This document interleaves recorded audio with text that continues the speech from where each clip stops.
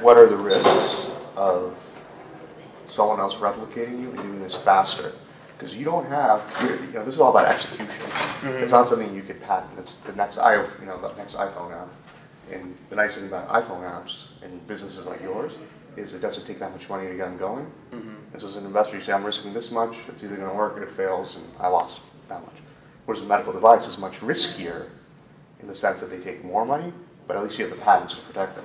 Mm-hmm. You don't have patents. Yours is all about execution. So how do you execute faster so that you get that first mover advantage, or if not first mover, at least you grow within the college community? It doesn't you even expand past that. It doesn't have to be just colleges. Mm-hmm. That's true. Okay. So we are able to expand really quickly because we pull, we jumpstart our brand at different campuses, and we pull that real estate information very quickly from local real estate databases through software and programs.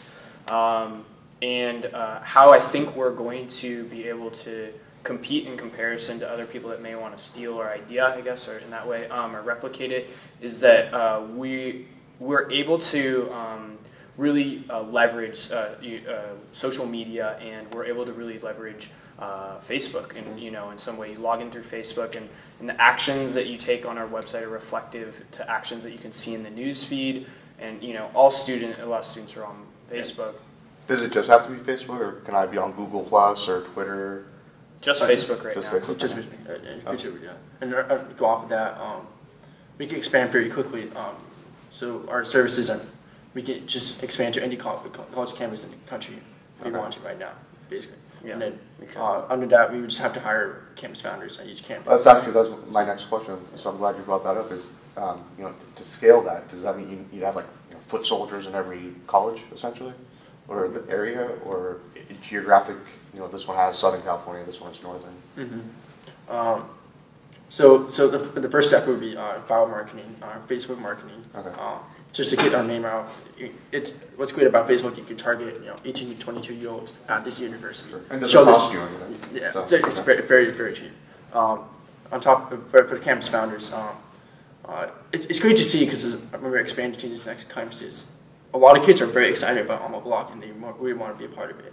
So we were able to connect with the students at our campuses very quickly, and get them excited and train them pretty quickly, and get them to represent. So you guys are just in San Diego right now? Yeah.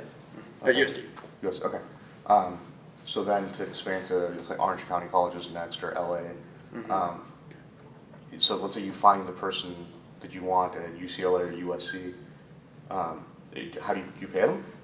Or do you give them commission? How are you going to get people to, because if someone has, people have to be incentivized. Yeah, and right, people definitely. work better.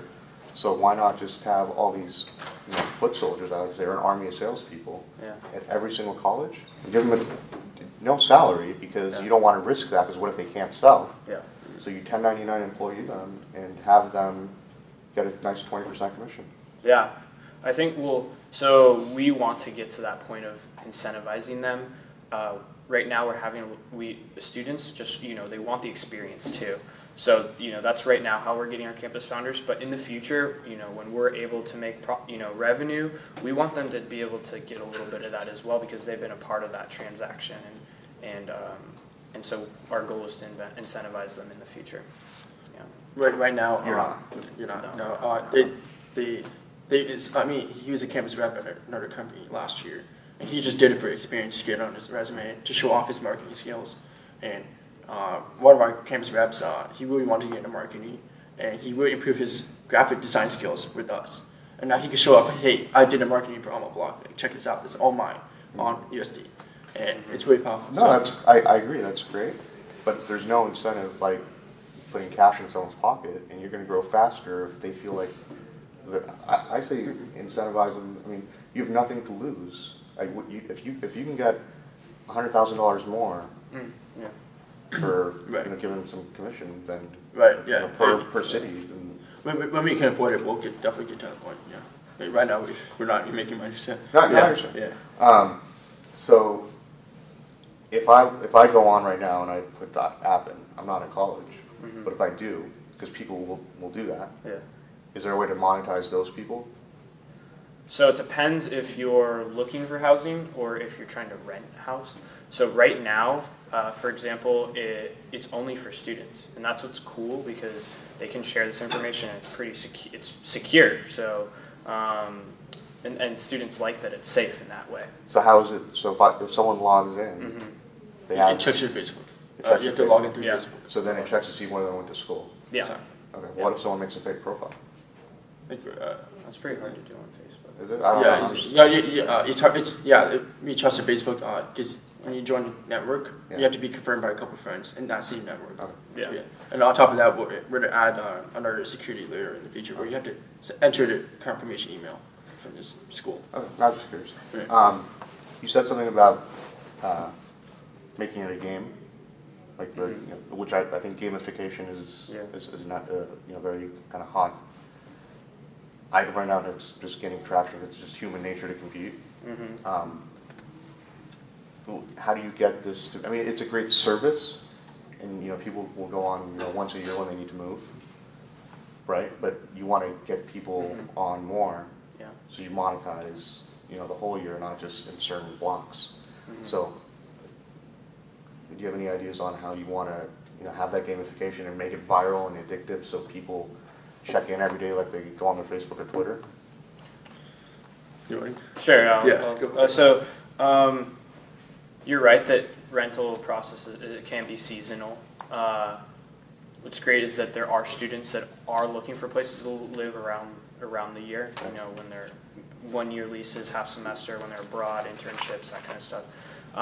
But going to the viral element of it, we think that if we're able to create this way that there's that student engagement where they want to write reviews, comments, they want to be a part of the sharing community, kind of like, I don't know if you've heard of Rate My Professor, but students rate professors basically. And if you're a part, if you want to feel like you're a part and your content is providing something for the community, that's a pretty cool thing to be able to do. But on the flip side, in terms of making money, we think that the rental payment process could be a really hot market. So that would bring them back every month, and they would be able to easily split up their monthly rent. We transact it through the website, and for example, realtors, if it's late, 3 days late, they can automatically charge them. Super easy, no paper. So would you spend? I think it would cost you probably between $50,000 and $100,000 to be able to take credit card orders, or would you just use PayPal? So, Jordan, you want to talk about that? So in the future, we'll probably look into partnering up with other companies. Maybe not PayPal or maybe another company, or we'll develop our own software. Sure. But it's a very complicated software to develop on its own. It's a market on its own, just to develop payment, a platform. So we'll probably partner up in the future.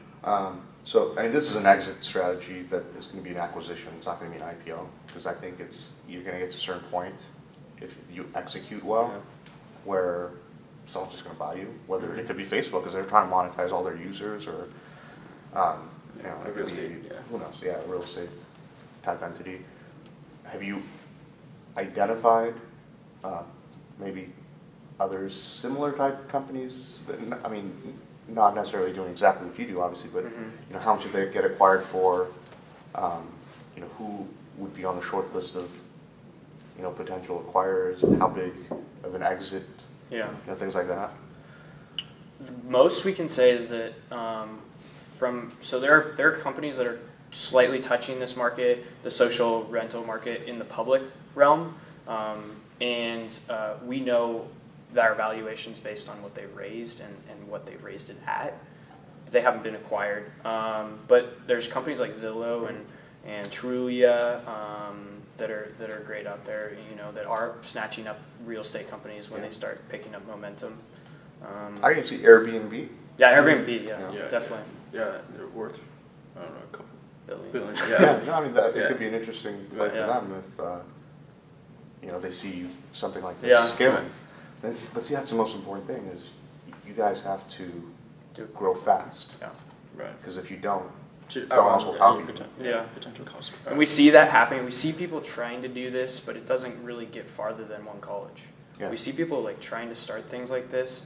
We hear about it, we read about it, and it just hasn't It's actually often it's just for that college. Like there's a website called livenearusc.com. And it's just USC That's students. pretty limited, yeah. Yeah, exactly. So what we're trying to do is take it on a national scale. Yeah.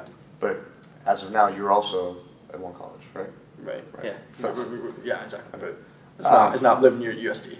So I know you only had so many minutes and you have to go quick, so I didn't get a chance to see it, the slide with the team and the advisors. Yeah. Can you tell me that? Because for me, I always look at it, is it a disruptive service or technology, and who's the team and what's the exit? Okay. And the team is 70% to me. Yeah. The service or product is only 30%. Right. Yeah. So I can take a mediocre service or product, put an amazing team there, throw money at it, and they'll succeed, Right. and they'll execute better. Then I can put an amazing service or product in the hands of a mediocre team, Yeah, and definitely. they may not. Right. So investors invest in Teams. teams. So tell me real quick again, just because I couldn't see it one fast. So I started my own business in high school. I worked at venture-backed startups in the past. So I have that experience, and he has leadership experience as in the last year. So that's just us two. Yes, others. Okay. Yeah. So if you want just advisors and investors, so for advisors we have my dad actually. He's a Silicon Valley venture capitalist. So he started 5 or 6 companies in the last 10 years. Okay. Which one? And then Which firm? sorry. Yeah. Which firm? Oh, MDB. Well, David. Yeah. And then we also have a couple of advisors from startups In San Diego or up there? up in the Bay Area. There's another investor. He's the CEO of VMware. Okay. So, And how much has been invested so far? about $8 grand. That's it? Yeah. From the investors? That's it? Yeah. And then before that was us. That was Okay. about 6,000. So total We've 14. been able to start it really. No, that's good. I mean, your part I understand. So what are you raising? So. Yeah. In the next couple of weeks to get to next couple of months, we want to raise about probably 25 to 30,000. Okay. So. Well, I'll just write it down. All right. So- Thank you very much. No, no, no. Thank you. Thanks a lot. Nice meeting you. Nice to meet you. Have a good night.